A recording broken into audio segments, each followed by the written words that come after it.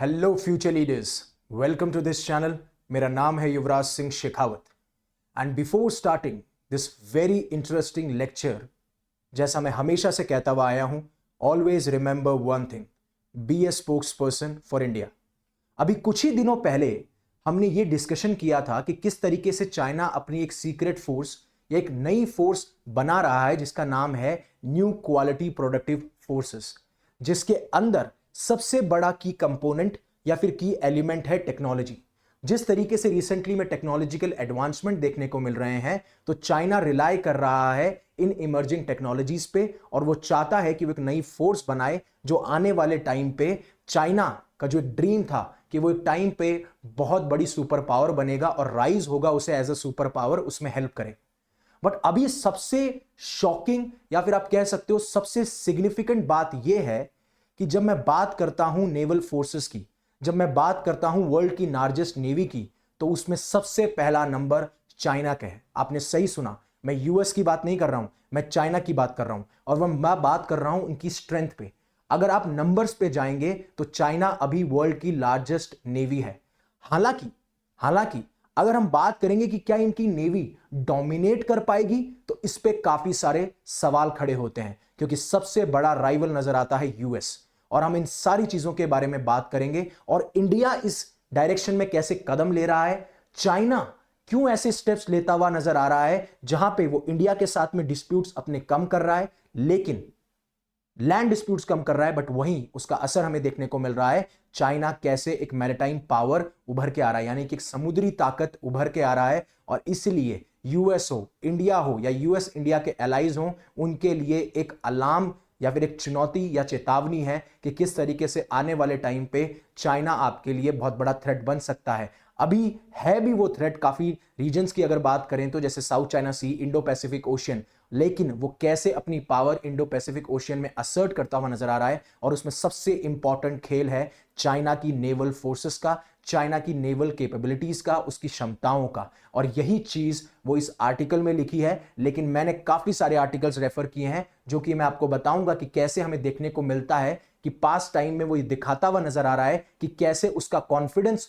बढ़ रहा है अपनी ही मैरिटाइम पावर में, अपनी ही समुद्री ताकत में उसका कॉन्फिडेंस कैसे हमें बढ़ता हुआ देखने को मिलता है। अब आपको फॉर एग्जांपल किस तरीके से चाइना ने अभी एक बहुत ही बड़ा एयरक्राफ्ट कैरियर जो कि न्यूक्लियर पावर्ड है, और आने वाले टाइम पे नहीं, अभी से जो यूएस नेवी का लार्जेस्ट एयरक्राफ्ट कैरियर है, उसके लिए सबसे बड़ा राइवल या फिर सबसे बड़ा दुश्मन वो नजर आ रहा है। दूसरा, जिस तरीके से हमें चाइना की नेवल फोर्सेस का मूवमेंट देखने को मिल रहा है, स्पेशली आपके इंडो पैसिफिक रीजन में, वो भी एक चिंता का विषय है और एक हमें खतरे की घंटी है। जिस तरीके से अभी इस टाइम पे चाइनीज नेवी ने लाइव फायर ड्रिल्स करी, ऑस्ट्रेलिया हो, वियतनाम हो, न्यूजीलैंड हो, और यहां तक कि ताइवान के आसपास तो उन्होंने शूटिंग फायर ड्रिल्स करी। और इन सब नेशन ने यह कंसर्न किया कि चाइनीज गवर्नमेंट ने तो हमें कोई नोटिस दिया ही नहीं था, फिर ये कैसा कर सकते हैं। तो कहीं ना कहीं वो ये शो कर रहा है कि हम आपके पास में आएंगे, हम आपके नजदीक आएंगे, लेकिन आप हमारा कुछ भी नहीं कर पाओगे। और ये चीज दर्शाती है कि किस तरीके से चाइना अपनी मैरिटाइम पावर यानी समुद्री ताकत पे काम करता हुआ नजर आ रहा है। अब वो ऐसा कर क्या रहे हैं, मतलब ऐसी क्या स्पेशलिटी है जिससे कि चाइना जो है वर्ल्ड की लार्जेस्ट नेवी बन चुकी है। हालांकि मैं ये कहूंगा वो लीडिंग नेवी नहीं है, उसके बारे में मैं बात करूंगा। मैं इसको यूएसए से कंपेयर करूंगा, इंडिया से कंपेयर करूंगा, और साथ साथ मैं आपको यह बताऊंगा कि हमें क्या करना चाहिए आगे, जिससे कि हम चाइना को आने वाले टाइम पे ग्लोबल सुपर पावर बनता हुआ ना करें। क्योंकि सबसे बड़ा खतरा है रीजनल पावर पे या रीजनल सुप्रीमेसी पे। जब मैं बात करता हूं साउथ एशियन नेशन की, पहले चाइना ग्रो होगा, वो इंडिया को पछाड़ेगा, फिर अगर ऐसा चलता रहा तो फिर धीरे धीरे धीरे वो अपना डोमिनेंस इंडो पैसिफिक रीजन में लेके आएगा। और कैसे उसके पास्ट में ऐसे इनिशिएटिव्स रहे हैं जो ये सारी चीजें कंफर्म करते हैं कि वो इसी डायरेक्शन में चल रहे हैं, क्योंकि उनके पुराने लीडर्स ने भी यही सपना देखा था और जिसके बारे में मैं डिस्कशन भी कर चुका हूं। और जिस तरीके से आप देख सकते हो कि कैसे चाइना अपनी फ्लेक्स कर रहा है मिलिट्री मसल्स। तो मैं जिस रीजन की बात कर रहा था वो रीजन यहाँ पे, जैसे आप वियतनाम को देख सकते हो, आप फिलीपींस को देख सकते हो, आप ताइवान को देख सकते हो, और आप सबको तो पता ही है कि ये साउथ चाइना सी जो है, इसमें चाइना अपनी असर्टिवनेस और एग्रेसिवनेस दिखाता हुआ नजर आता है और कहता है हिस्टोरिकल रीजंस की वजह से, ऐतिहासिक रीजंस की वजह से ये रीजन इनको बिलोंग करता है। हालांकि ये सारे जो लोग हैं वो इस चीज को एक्सेप्ट नहीं करते, और इसी वजह से आपको पता हो कि चाइना को काउंटर करने के लिए इंडिया ने इंडोनेशिया को ब्रह्मोस मिसाइल की डील साइन करी। अभी आपको पता है फिलीपींस के साइन करी, क्योंकि ये चाहते हैं कि इस रीजन के अंदर इंडिया के जो एलीज हैं, इंडिया के जो स्ट्रेटेजिक पार्टनर्स हैं, स्ट्रेटेजिक फ्रेंड्स हैं, वो ग्रो हों और वो काउंटर कर सके चाइना को, क्योंकि यही तरीका है जिससे चाइना को काउंटर किया जा सकता है। तो वो कहते हैं ना, दोस्त का दोस्त नहीं, दोस्त मतलब किसी का दुश्मन अगर आपका दोस्त बने तो वो सही नहीं है। इसका मतलब यह है कि अगर दो लोगों का, इसका भी दुश्मन सेम है, इसका भी दुश्मन सेम है, तो आप आ जाते हैं अपने स्ट्रैटेजिक इंटरेस्ट के बेसिस पे और आप उन्हें बना लेते हैं अपना दोस्त। ये सारा रीजन है जिसके बारे में मैं बात कर रहा हूं। यहां पे इंडिया दिख जाएगा, बे ऑफ बंगाल, अरेबियन सी। अब मैं बात करता हूं इंडो पैसिफिक रीजन की, क्योंकि आपको देखेंगे चाइनीज नेवल फोर्सेस जो हैं वो आपको यहां पे भी देखने को मिलती हैं, वो आपको पैसिफिक ओशन में भी देखने को मिलती हैं, वो आपको इस रीजन में भी देखने को मिलती है। तो जो ये इंडो पैसिफिक रीजन है, जो कि ओशियंस के नाम पे पड़ा है, इस रीजन पे वो अपना दबदबा दिखाती हुई नजर आती हैं। और ऐसा ही यूपीएससी ने पूछा था।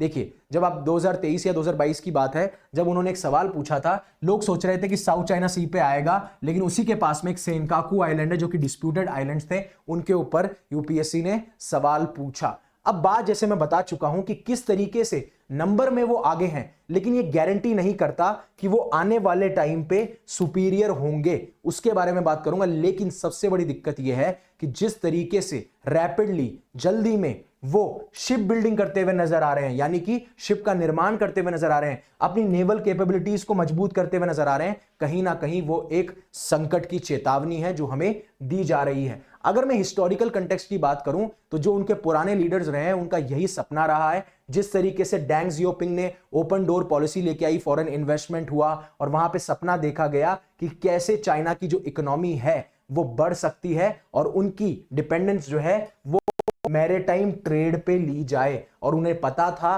कि मैरीटाइम ट्रेड आने वाले टाइम पे एक बहुत बड़ा इंपॉर्टेंट, सिग्निफिकेंट एक पाथवे बनेगा, एक पाथ बनेगा, एक रास्ता बनेगा जहां से हम चाइना की इकोनॉमी को ग्रो कर सकते हैं। और यही चीज हमें हु जिनताओ की 2022 की 12 की पॉलिसी शिफ्ट में भी देखने को मिलता है, जहां पर वो ये कहते हैं कि हमें जो रिसोर्सेज हैं उनको एक्सप्लॉइट करना चाहिए, मैरीटाइम समुद्री एक इकोनॉमी बननी चाहिए, चाइना के जो मैरीटाइम राइट्स हैं, इंटरेस्ट हैं, उनके लिए अच्छे लॉ आने चाहिए। और इस सारी चीजों के बारे में बात करते हुए जी जिनपिंग जो है मैरीटाइम एक्सपेंशन को अपनी नेशनल प्रायोरिटी बनाते हैं और इसको लिंक करते हैं इकोनॉमी से, इसको लिंक करते हैं मिलिट्री से, इसको लिंक करते हैं स्ट्रैटेजिक इंटरेस्ट से भी। अब जो यूएस नेवल इंटेलिजेंस का ऑफिस है ना, उन्होंने साफ साफ ये कह दिया है कि 2035 तक चाइना के पास में 475 बैटल फोर्स शिप होगी और हमारे पास में सिर्फ 310 होगी। और आपको बता दूं, एक रीसेंट रिपोर्ट के अकॉर्डिंग जो कि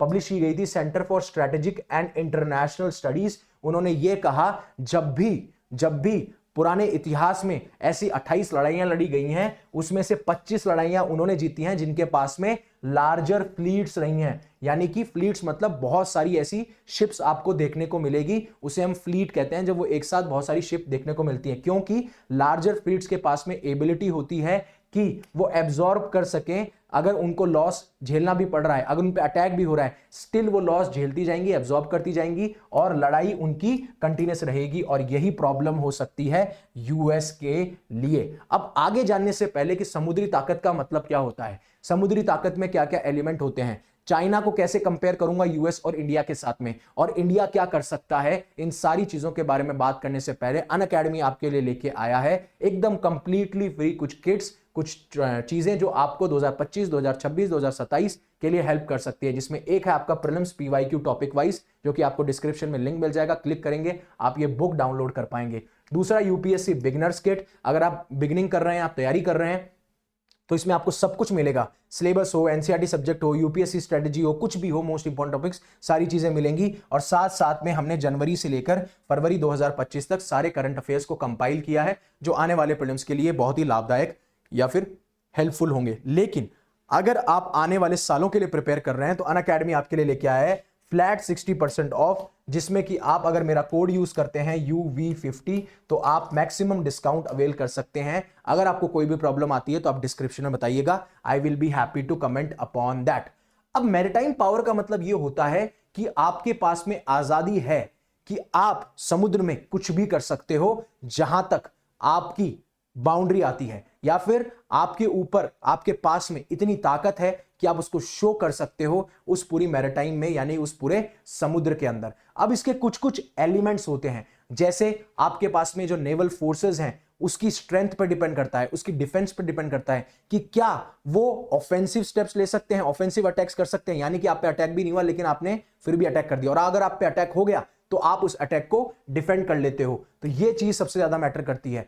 फिर कमर्शियल एंटिटीज, यानी कि कमर्शियल शिप्स कितनी है आपके पास में, इंडस्ट्रियल शिप्स कितनी है, जो कि आने वाले टाइम पे आपको मैरीटाइम इकोनॉमी बनाएगी, सबसे इंपॉर्टेंट बात। और किस तरीके से आप वहां के रिसोर्सेज को प्रिजर्व कर पा रहे हो, बचा पा रहे हो, जिससे कि ओशियन को डेवलप कर पाओ। और वो होगा जब आप एक्सप्लोर करोगे और सस्टेनेबल यूज करोगे उन रिसोर्सेज का। और फिर उसके बाद में अगर आपके खिलाफ, आपके मैरीटाइम राइट्स के खिलाफ कोई आवाज उठाता है तो कौन कौन से ऐसे लीगल सिस्टम का आप इस्तेमाल करोगे जिससे आप अपने मैरीटाइम इंटरेस्ट को सेव कर सकते हो, आप अपने मैरीटाइम इंटरेस्ट को बचा सकते हो। ये सारी चीजें हमें देखने को मिलेंगी। बट चाइना की अभी सबसे बड़ी दिक्कत यह है कि वो लैंड पावर बने या समुद्री पावर बने, यानी जमीनी ताकत बने या फिर समुद्री ताकत बने, वो सबसे ज्यादा इंपॉर्टेंट है। अब सबसे बड़ी बात, सब लोग बोल रहे थे कि लैंड पे जो डिस्प्यूट्स चाइना के चल रहे थे वो चाइना विड्रॉ क्यों कर रहा है, या फिर सामने वाली कंट्री के साथ में वो हाथ क्यों मिला रहा है, क्योंकि उसे पता है आने वाले टाइम पे जो समुद्र पे राज करेगा, जिसकी नेवल फोर्सेस अच्छी होंगी, जो यहां पे कमर्शियल फोर्सेस अच्छी होंगी, जिससे कि वो अपनी मैरीटाइम इकोनॉमी को भी डेवलप कर ले, साथ साथ में अपनी नेवल फोर्सेस को भी डेवलप कर ले, वो होगा समुद्र से, ना कि लैंड से। और यही चीज है जो शायद इसी वजह से इंडिया और चाइना के रिश्ते सुधरे हैं, क्योंकि चाइना ने एक टाइम पर रियलाइज कर लिया कहीं ना कहीं उनकी एनर्जी इन लैंड डिस्प्यूट्स पे जा रही है, तो उन्होंने ये कोशिश करी कि हम अपनी समुद्री ताकत पे ज्यादा ध्यान लगाते हैं, हम समुद्र पे ज्यादा ध्यान लगाते हैं, चाहे से चाइना की इकोनॉमी उससे लिंक करनी हो, या फिर मैरीटाइम इकोनॉमी बनाना हो, या फिर मिलिट्री फोर्स यानी नेवल फोर्सेस बनानी हो। इन दोनों चीजों को उन्होंने लिंक किया है अपने ड्रीम से, और यही चीज दिक्कत में आती है। अब लैंड पावर की अगर बात करो तो 22,000 किलोमीटर की लैंड बॉर्डर्स है 14 कंट्रीज के साथ में, जिसमें रशिया भी आता है और आपका इंडिया भी आता है। फिर उसके बाद में मैरीटाइम में भी अगर बात करोगे तो 15,000 किलोमीटर की कोस्ट लाइन है, जिसमें कि उनका फोकस यही है कि वो डोमिनेट करें इस वेस्टर्न पैसिफिक और इंडियन ओशियन के अंदर। बट चैलेंजेस क्या है?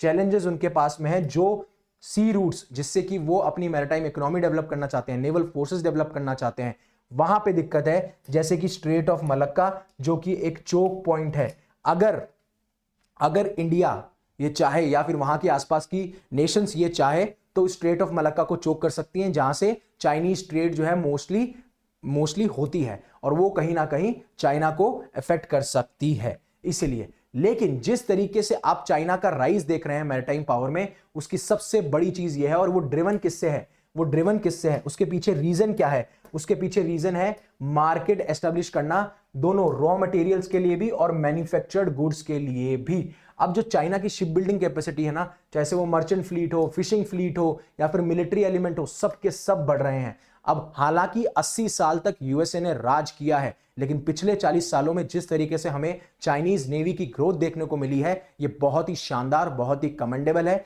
इसलिए ये बहुत बड़ी हमारे लिए चिंता का विषय है। अगर मैं अब कंपैरेटिव स्ट्रेंथ्स की बात करूं, अगर मैं कंपेयर करूं यूएसए को, चाइना को, इंडिया को, तो एयरक्राफ्ट कैरियर के नंबर में 11 यूएसए के पास में है, चाइना के पास में 2 है, थर्ड अभी अंडर ट्रायल चल रहा है, इंडिया के पास में अभी 2 हैं। लेकिन जब मैं लार्ज सरफेस कॉम्पिटेंट्स या स्मॉल सरफेस कॉम्पिटेंट्स की बात करता हूं तो वहां पे आप 85 यूएसए के पास में, 25 और 13 इनके पास में, 28, 110 और 32 ये नंबर है। हालांकि अभी देखा जाए नंबर के फॉर्म में चाइना आगे है, बट इंपॉर्टेंट बात यह है कि यूएसए जो डोमिनेट कर रहा है वो कर रहा है अपनी सुपीरियरिटी पे। जो उनकी क्वालिटी है एयरक्राफ्ट कैरियर्स की, डिस्ट्रॉयर्स की, क्रूजर्स की, वो चाइना से ज्यादा है। बट नंबर में एक बार बीट करना और उसके बाद में धीरे धीरे अपनी क्वालिटी पे काम करना, शायद यही चाइना का प्लान है। और ये सारी चीजें आप देख सकते हो। SSN का मतलब होता है शिप सबमर्सिबल न्यूक्लियर, जो कि न्यूक्लियर पावर्ड होती है। शिप सबमर्सिबल आपका डीजल, जो कि डीजल से पावर्ड होती है। फिर आपके लार्ज सरफेस कॉम्पिटेंट्स और स्मॉल सरफेस कॉम्पिटेंट्स,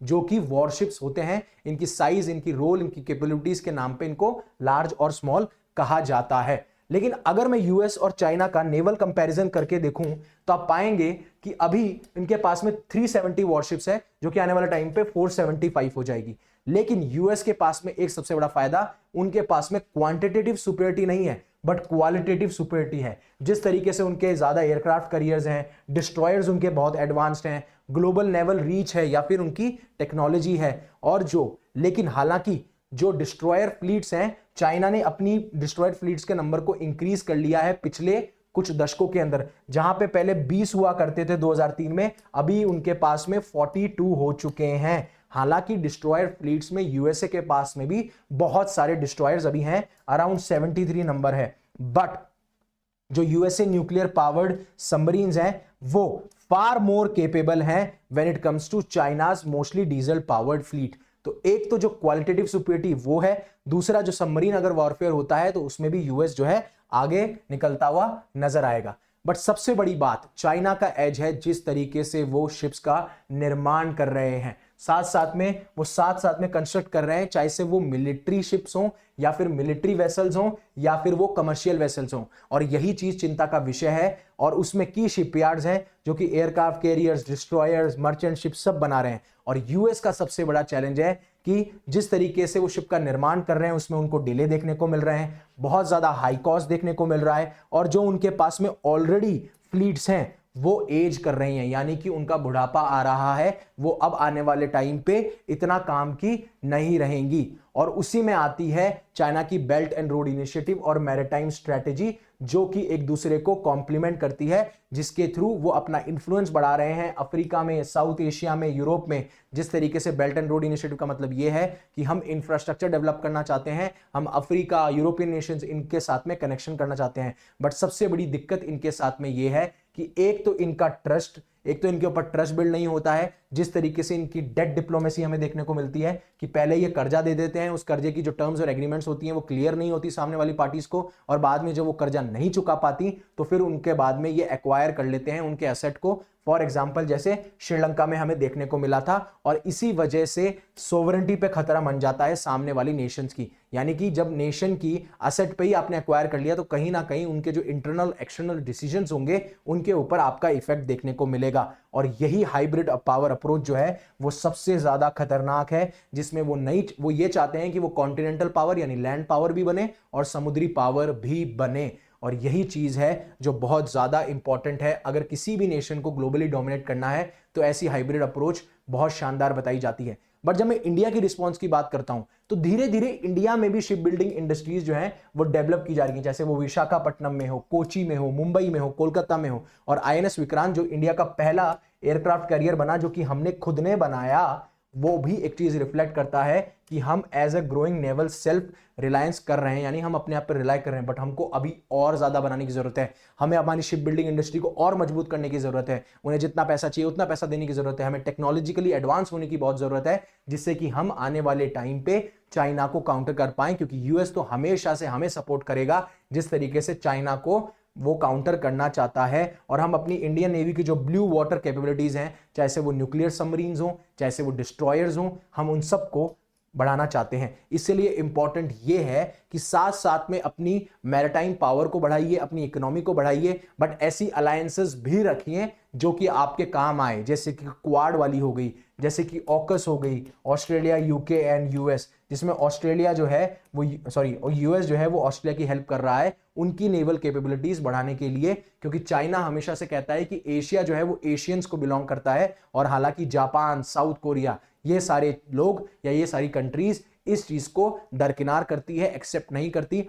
और उसी वजह से हमें टेंशन देखने को मिलती हैं इसी रीजन के अंदर। तो हमारी इंपॉर्टेंस ये है कि हम आसियान के साथ में और अच्छे रिश्ते बनाएं, क्वाड को और स्ट्रेंथन करें। और जैसा स्क्वाड अभी आया जिसमें फिलीपींस ने इंडिया को इनवाइट किया है, तो हमें उसके बारे में सोचना चाहिए और विचार विमर्श करना चाहिए, जिससे कि हम आने वाले टाइम पे जो चाइना अपना नेवल एक्सपेंशन करता हुआ नजर आ रहा है, जो कि लॉन्ग टर्म स्ट्रैटेजी दिख रही है, उसको हम काउंटर कर पाए। क्योंकि अगर ऐसा हम नहीं कर पाए तो it is going to be very difficult for us to become a first regional power then global super power. And हमारा सबसे पॉजिटिव पॉइंट है पीपल टू पीपल टाइज हमारे अच्छे हैं, हम आगे से एग्रेशन नहीं दिखाते, कोई नेशन हमसे इतना नाराज नहीं है, कोई नेशन के दिमाग में हमारे लिए शक पैदा नहीं है, तो उस कॉन्फिडेंस को हमें बिल्ड करना होगा। बट इंपॉर्टेंट यह है कि हमें सेल्फ रिलायंट होना होगा। अगर हम किसी पर डिपेंड करेंगे टेक्नोलॉजी के लिए, हमारी किसी इंडस्ट्री के लिए, या फिर हमें इकोनॉमिक माइट बनना है, मिलिट्री माइट बनना है, तो हम अगर किसी पर डिपेंड करेंगे तो यह आने वाले टाइम पे बहुत मुश्किल हो जाएगा। इसलिए इंपॉर्टेंट यह है कि हम सेल्फ रिलायंट बने, और यही चीज जो है सबसे इंपॉर्टेंट है, और यही टाइम है स्ट्रेटेजिक एक्शन का। नहीं तो चाइना जो है अपना रैपिड जिस तरीके से मैरीटाइम डोमिनेंस दिखाता हुआ नजर आ रहा है वो हमारे लिए बहुत ज्यादा खतरनाक हो सकता है, बिकॉज चाइना एक तरीके से ब्रूटल फोर्स है जो कि इमर्ज हो रही है। होपफुली आपको ये पूरा आर्टिकल समझ में आया होगा, लिंक समझ में आए होंगे, कनेक्शन डेवलप हुए होंगे। अगर आपको अच्छा लगा तो लाइक कीजिए, शेयर कीजिए, सब्सक्राइब कीजिए। Thank you very much for giving me your precious time. Stay safe, stay happy. Shabak hai.